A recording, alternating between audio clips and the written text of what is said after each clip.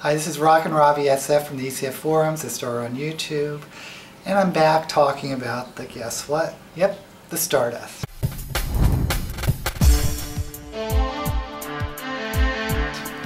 First of all, I want to thank everyone who subscribed to my channel. When I started doing this, I was asking, will anyone see this? Well, I have over 100 subscribers now. And the most popular video, like over 5,000 views now, is of the how to change the wick and the coil in the Stardust. But then we got a version of Stardust in that were really hard to take apart. And my last video on the Stardust, I was like using a hammer and using a battery to hammer the tank back on the tube, and people were saying, like Steel Jan said, hey, it might not be a good idea to tell people to pound on a lithium battery, and that's a good point. And it wasn't a very good method, and I was getting a little bit not so hot on the Stardust anymore, because for me, I like to really take it apart, give it a good dry burn every other day. And because they were so hard to take apart, and because that hammering method just was kind of crappy, I was getting a little disenchanted with using the Stardust, and I was like going back to Clearomizers and whatnot. But you gotta love the vaping community, and you gotta love the age we live in, where people from all over the globe can instantly watch you and respond to you. And one of the people that responded gave me a video response to the hammering the Stardust video was evapegr, and his response was a whole video on how he takes apart the Stardust and wicks it and puts it back together. A little different than how I did it. Maybe it's better than how I did it. So please check out his video, evapegr. It's Greek, but there's no actual dialogue in it, so you don't. It's all silent. So you can you don't need to know Greek to watch it, but it's a great video. But I want to make sure that people that are subscribed to my channel know this guy's method. I want to give him credit for it, of taking apart the Stardust, because it is so easy and so ingenious, and you're like going, duh, why didn't I think of that? And you know, I was trying on the forums, they had recommended, well, maybe you should get a clamp and a little dowel, and you could like squeeze it up, and that kind of works. Maybe a little better than hammering, but this guy's method is the bomb. Okay. So what he does is he has his Stardust, and then he has a tool which is some type of clamps or wire, or not wire, but some type of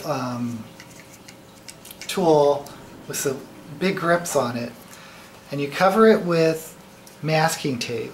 Just give it a soft grip, because you don't want to bend. What we're going to try to do is pull off the bottom piece, and you don't want to bend it or scratch it up or whatever. So we just soften it with some masking tape. Firmly hold that in, and you can wiggle off this bottom piece. Look how easy that was. Actually, I've taken this on and off before, but it may be a little harder the first time, but it does when you hold it in the grip and you can wiggle this off.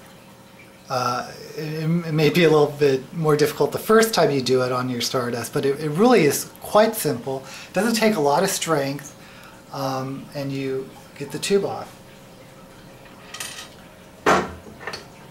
Now, once you get the tube off, this plastic is very malleable, or malleable enough that it easily pulls off.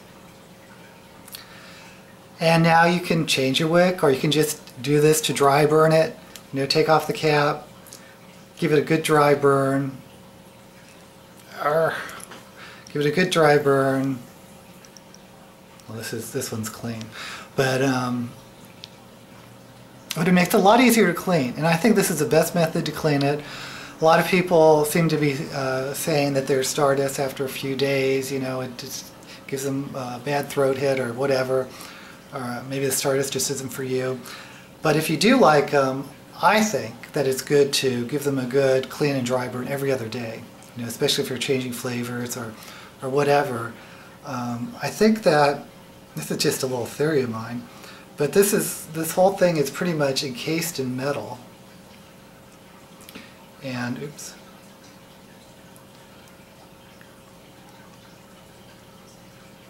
The coil like sits on top of, it's surrounded by metal, even on the top with the, when you get the top metal cap on. And I think it just may crust up a lot quicker than maybe other Cartomizer, Clearomizers do. So I think it's good to like clean it every other day. But it was just such a pain in the ass with the tank on to clean this.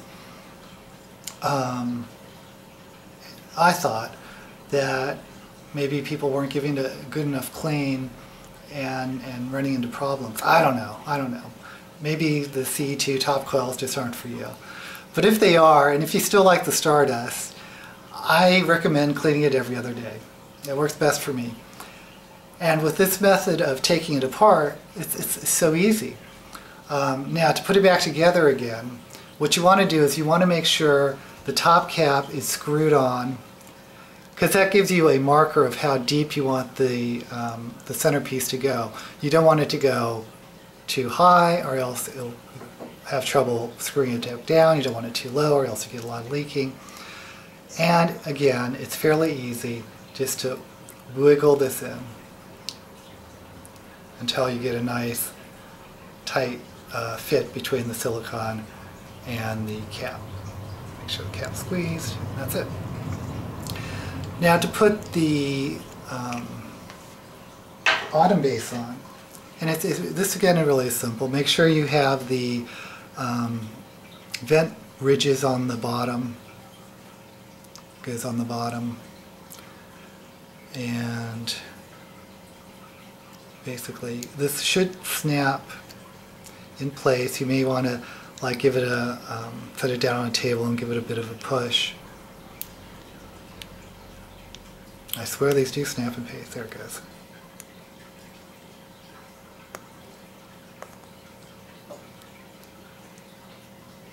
And you want to make sure it's flush with the little ridge on the plastic tank.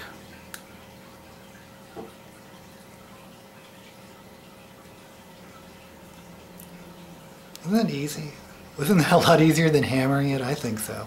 So thank you, evapegr, and thank you, vaping community, for being part of my channel. And that's all I'm going to do. Hopefully this is quick and easy and may help a few of you.